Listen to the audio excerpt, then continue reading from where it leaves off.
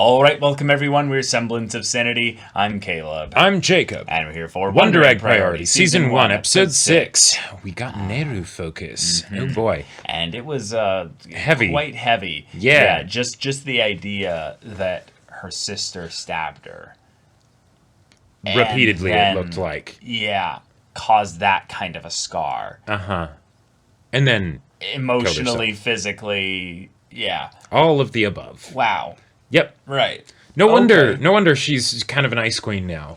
Yeah. But we still don't know why. Right. And the thing is that might be part of Neru's journey, is she doesn't know why either. Sure. And in some ways, maybe she doesn't want to know. Or maybe in some ways, she has to know. We'll see. We'll see. We will. Yeah. But getting that focus on Neru is nice because it feels like we've been moving around the girls and kind of giving like specific context for them. And Neru is the one that's next up on the list. I would love a follow-up episode on that. I would too. However, I also would love to see if this ends up being a thing where they end up going and then moving kind of the general plot forward. Right, like the overarching story, yeah. The overarching story. Yep, because we still need to see how that's going to shape up with the, the beings within the world, but then also the whole thing with the teacher and all that stuff, so. Yeah, exactly. Yeah. So, y'all, without further ado, let's get into this. All right, everyone, now be sure to go check out the reaction portion of the video in the description below, then come back here for the discussion.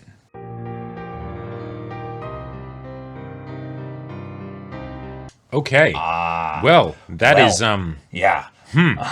So, okay. Oto's going to go back to school. Yes. That's a huge deal because I think what we're getting inferred here is that she overcame a little bit of what happened with Koito and the teacher, and also internally within her. In some small way this episode. A little bit of that was resolved internally. Right. She has figured out how to move forward, or she's chosen a direction to move forward. Yeah, exactly. Right? And that's good because, stagnancy is death, right? And the way that she was, just staying at home and everything that could do for a bit, but yep. She needs to figure. She needs to find something. Find something, yeah, exactly. And in some ways, take action somehow. And in some ways, it might be a bit of a preparation of sorts, like gathering up her defenses because she's realizing that I'm not happy about the fact that Sensei is going to be dating my mom. Yeah, but if I get used to seeing him basically more often, right, then I'll be okay maybe with it, and I won't hate my mother as much vicariously. Did you get the vibe that once they introduced not the see no evils, but the haters, that we were gonna get like a new type of like not bullying, but like a new type of problem that would have been based around the idea of like what is it called? Tall poppy syndrome. Oh, sure. Something like that. Right. Yeah. Because we did not get that. We got something different in this episode. I feel like the stuff that they bring up in the episodes and in the worlds and when they're helping the individuals and the people from the eggs and stuff, it's there's also a part of it is the story of the person that was in the egg, right? Yes. Yeah. But a large part of it is also just things that end up relating to the stories of the girl that is helping the person in the egg, right? And in this situation, the idea of the haters, I think that definitely has some relevance given what we got as new information for Ai and the whole situation with Koito. Right. Because we did get that sense of, there was a lot of guilt that I had surrounding Koito. Right. Not just because her friend killed herself, but because maybe she felt like she had a part to play. In some way. And now we might have a very simple explanation as to why that's the case. Yeah. And it's not that the emotions are simple. The emotions are complicated.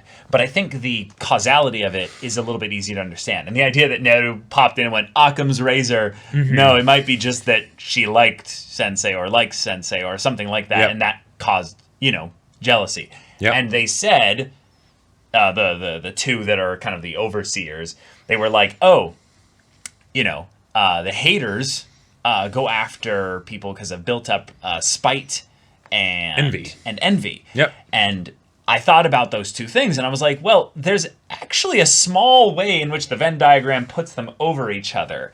And that's the idea of resenting basically someone for something that is taking something from you, or you're giving something to them. There's this idea of an exchange that is not something that you're happy making the decision regarding. Sure. And the idea that she's like, oh, I'm not happy about the fact that Sensei is coming to date my mother. No, I'm not happy about that. Right. But, and that's where you could see that build up, but we also potentially saw that foreshadowed earlier with the idea that the portraits that Sensei was making with Koito happened after he had already been doing that with Oto. So it's a thing of her maybe feeling a bit replaced. Oh, okay. And thus then started to resent a little bit. Right, because he made Koito. Because he made the portrait of Ai, Yes. right? Mm-hmm. Yeah. So, and that could be something where it's just like a, like there's this part of me that's wondering if it's still going to end up being both, where he's still the predator, but at the same time, he's also like, but I also had a crush on him, right, and so right. and so that's why it's not just something as simple as she's wary of him because she knows of what happened with Koito. Yeah. Or maybe that happened with Koito and not with her, right? Because I can imagine that if you're jealousy is nasty in general, but there's jealousy when it's when it clearly kind of has no. It's based on attention. It's not like, you have a crush on your teacher, but your teacher doesn't have a crush on any of the students. So it's more of just whoever he gives the most attention to. Yeah. That's what, and then as a result, you get jealous, right? As opposed to if the teacher was actually doing something with one of the students and you found out about it, and then it's the, oh, why not me? Or something like that. Who knows, right? Yeah. There's still a lot of ways you can go complicated here, but the simple solution for Ai's immediate emotional problems here is to start going to school, I guess. Well, yes, that's that. But the reason as to why this was such a big deal for her, maybe initially, is because she liked the sensei. Yeah. Now, I don't like it as it's only that kind of thing, because I think that maybe what they've been just building up could have been a red herring where it's like, no, the way he's shot in like the specific scenes and the way he kind of is walking composed and the way that there's this kind of creepy thing there, that could be Oto's perspective coloring the situation. Right, because she focuses on him a lot because she crushes on him, but then there's also all the guilt and things and pain as a result of what she feels her crushing on the teacher might have done to Koito, which then would make it be where he's this, thing that she can't help but look at, but at the same time, it's not necessarily a pretty picture anymore. Yeah. But I loved the way in which we still had a bit of a conflict with that brought up with the girls as they were all kind of chatting together. And you could tell that Oto wasn't doing well, and it was based on some things that we were like, I wonder if he's going to try to insert himself into their lives. And it's like, yep, he did. And I'm glad that Kawaii brought that up. Yep. Of like, oh no, if he's a predator and stuff, he could be doing this to get close to the mom or to get close to Ai. Maybe the mom is just a decoy. Yep. And then they're all very valid. Yep. Things to bring up. And then it is awkward, of course, for Sawaki, who is like, I can't see him in this way. Right, yeah. But it's like, no, that would be so cool if we were actually family. That'd be great. Yeah, But then also the thing that was really nasty, I can't remember if Kawaii or Neru brought it up, but if they get married, then anything that happens to him will inadvertently affect your mother as well, so you may end up needing to cover for this guy. Wait. I think she said you would need to protect your mother. No, as a way to protect your mother. Like, she said that? Something like that. Like, I think that's a... Yeah. That doesn't seem like something that Neru would say, because I'm pretty sure... Yeah, back. If they marry, you'll have to cover for him to protect your mom. Yeah. Oh, because that's specifically with the causing of Koito's death, I think, is what they're talking about. Potentially, but just the idea that in general, if something then if he catches fire, basically, right, like from something, then that will negatively affect Ai's family if they're married at that point. So but also fuck him if that's the case, and no, totally punt him off a canyon. Yeah. No, I don't cover for him. No. I just think that this is more telling about Kawaii bringing that up, because that is Kawaii bringing that up. That's not Neru. I think that's more telling of how Kawaii maybe sees these kinds of things potentially. Right, and it's not that it's not the thing of the you should cover for him in that case, but it's the there will be that there could end up being that pressure to do so. Varying for what the situation is or whatever, but just it gets all sorts of extra complicated. Yeah, I just fuck that logic. Oh, totally, yeah, right. And I think Kawaii was kind of pointing out the way the how it could get fucked up. Yeah. But yeah. Did you find it weird the way in which the two entities were like talking through the cans or whatever? Well, yeah, but like, what on earth are they talking about? Yeah, and then like, no clue. Not what clothes would go with those necklaces. That's for sure. What? Sometimes family matters take precedence over life and death battles. There's a lot of stuff that happens in this show that feels very, very kind of like impressionistic, and it doesn't necessarily have to have like a concrete reason, but it's more of just to provoke the imaginations and the thoughts of the audience, and I feel like this is kind of like one of the situations, because it's like the fact that it's two garbage cans with like some rusted like soda ignore cans on that. top. Just look at the dialogue they're saying. It does not fit. It just is. There's something wrong with it. It feels like alien commentary on human nature. Yeah. It feels so like. It's so lack of humanity in it. Yep. But also just the phrase, what on earth are they talking about? These are human beings. This is the part that I think is more just creepy to me, is that these feel to me like scientists looking at the rats and being like, this is some odd behavior we have here, Johnson. Right, and yet, I don't understand it. And yet, it's so completely removed from what any human, like, because any regular person with would understand would understand the situation, and they wouldn't necessarily be surprised by it. Well, and they don't have any lack of capability to hear what they're saying, right? Or to understand the things that they're discussing. They're more curious as to why. And while I could even see like a really twisted, like sociopathic scientist being like, this is good to take note of, they wouldn't be surprised by it, right? Yeah, exactly. They'd just be like, okay, that's, mark that down, right? Right, which just, to me, makes me just distrust this reality more and more more. Because it's so... It's one of the, like, I find things like this make me distrust the reality in those two entities and things like that. And at the same time, it gives me the vibe that it's not necessarily something that has to be solved or like figured out. That it's just that it's weird shit. That doesn't fly with me. And like the big deal would be maybe the interpretations that could be drawn based on however the show decides to portray them in the future and any answers that they give for them, rather than what the answers actually are. I can't follow that. My issue is that you take time away from an important emotional scene. Yes. To interrupt it with this, and then you say it's just impressionistic. It doesn't really matter in the grand scheme of things. It's just up to interpretation. No. The things that are being said, like it's the things that doesn't really matter as much in my mind is what the entities are. Right? No, I'm with you. I'm with you. I'm not talking about that. I'm talking about the dialogue. The dialogue itself just is wrong. It doesn't. Yeah, and I would say that it's an example of showing the alien nature of these entities, whatever they are, and then also potentially, if I were to, and this I feel like is going out on a bit of a limb, but the disconnect that there can be between the people in power versus the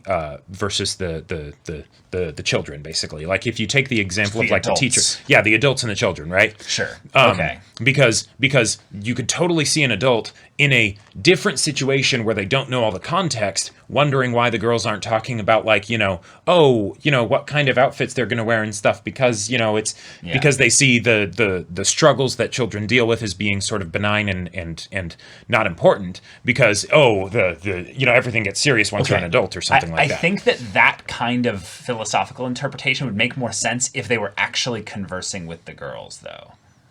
Oh, yeah? Because then it would bring their perspective into this, and they would react to this. But it's said in such a way that it's for the audience.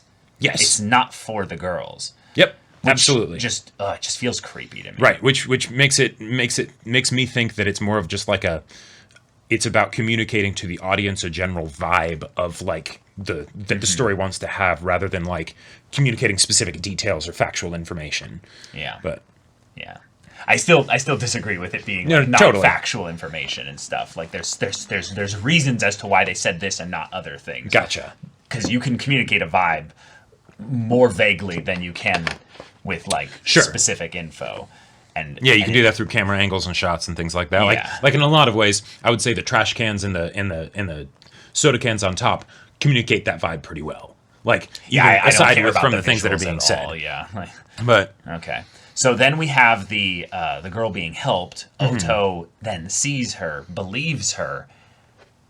I wonder if this was like some kind of like an example of how she didn't believe Koito or something like that. Yeah, maybe Koito did bring some problems to her and was like, right. "Hey, I'm struggling. I'm worried about these things," and maybe she couldn't help or something. Because we also had to deal with in the first episode of kind of being one of the see no evils, where like she didn't want to help the person that was in danger and all of that stuff because she couldn't get hurt by the see no evils. Right, exactly. Yeah. So they won't come after me, so I'll just let them keep going. Right. And like the more and more the show goes on, the less I think that the sort of final conflict is revolving around the teacher inherently, and that it's more just about resolving things within herself, because they're doing a lot of focus on the teacher, but they're doing even less focus on Koito, right? And exactly like what happened, right. But that that communicates to me that that's the truly the big conflict that's sort of being saved for the end. Oh, okay. I see what you're saying. Yeah. I think another way to look at it is that Koito's being saved for the end because I doesn't want to think about her right now. Right, exactly. She still has all the pain, frustration, resentment, guilt. Right. There are excellent character reasons for that to happen. It's not just save the main conflict for the end or whatever. I think there is an actual plot conflict, though. I think that there is a plot conflict. I think the introduction of these familiars is it's sussy as hell. Yeah. Are you kidding me? Like, how much more Madoka-like do you want to they be even here? look like the Madoka things. Oh, God. And these things eat haters. Their favorite food, their bread and butter. Well, and also, like, okay, this is a minor thing, but I got wigged out by the fact that when in the real world they were small, but in the other world they were big. Yeah, like this feels to me like the classic thing of like the you're creating your own boss. Yeah, you're creating your own boss. Oh, it's the little white lie that just sort of grows and grows, and then it gets out of control. Or Okay. The equivalent type of thing with like the see no evil and the haters and all that stuff of how they can contribute to the situations that cause the people to kill themselves and all that stuff. Right. Can we bring up just the idea of them being in the real world at all? Because issue 1, if it's in the real world, why do they have a deal about you should do it when you're alone? You should bring it out when you're alone with the Venny and Reddy and all that. Yeah. Like, okay, sure. Cool. If it's a real thing, then you don't want other people to see it. Cool. Yeah. But if it's not, then you don't want people to think that you're crazy because you're interacting with nothing, something that you're imagining for whatever reason. But the idea that it needs to imprint onto you and all this stuff, like that, it feels very much like the, hey, we're going to give you this Pokemon, this little cute thing, and we're going to get you all attached to it. Because that's kind of the obfuscation that needs to be made in order for it to fulfill its actual purpose. Right. And I feel like this is a similar thing to the teacher, where the Pokemon, because I'm just calling them that, could totally be a misdirect, a regular like a regular thing. It's just part of the supernatural aspects, and it's not actually something to be worried about.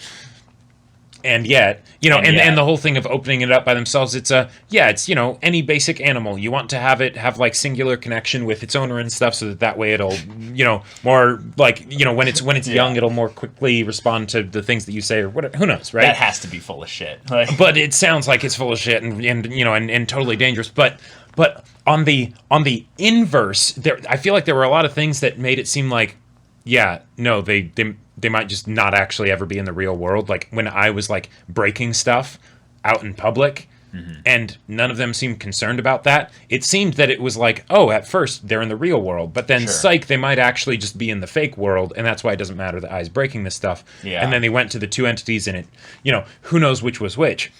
But we also got this bit of the montage of the girls in their day-to-day life.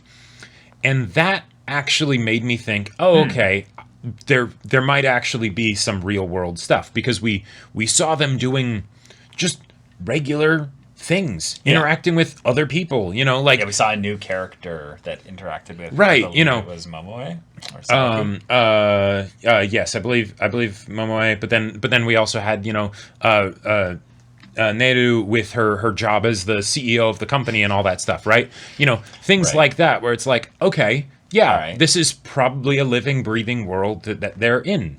I mean, sure.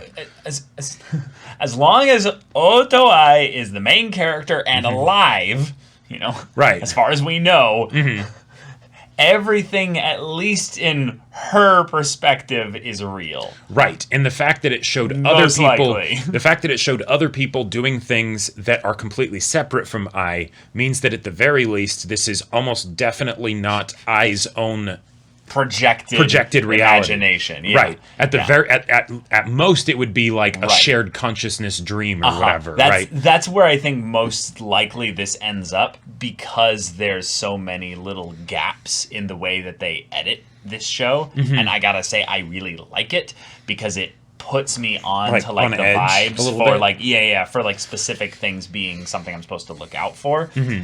Which I think is good if you've got a mystery story of sorts, where there's a little bit of spoopy thrown in. A little bit spoopy and mystery, but mostly hardcore trauma, character drama. Yes, exactly. Like that. That's like the meat of the story. But then there's this aesthetic of, ooh, but how much of this is real? What part of this is, for their benefit or, against them?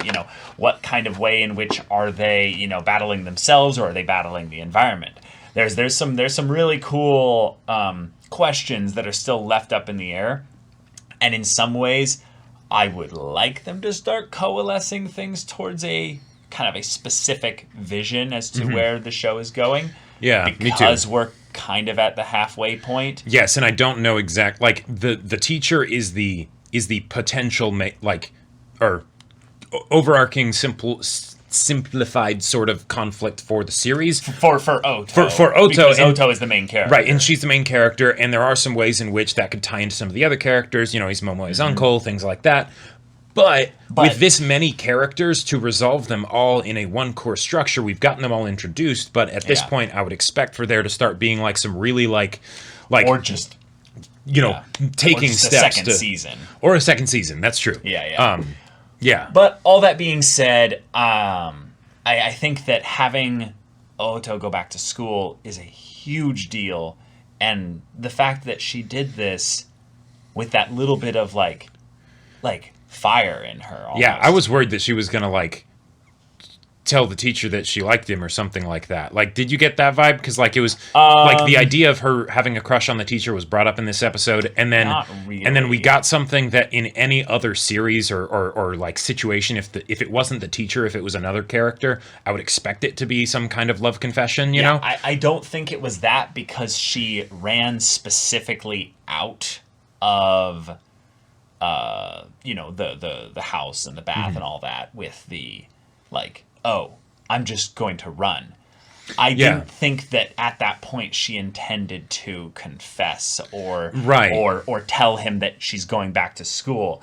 I thought that what happened was she ran to school as I can do this now.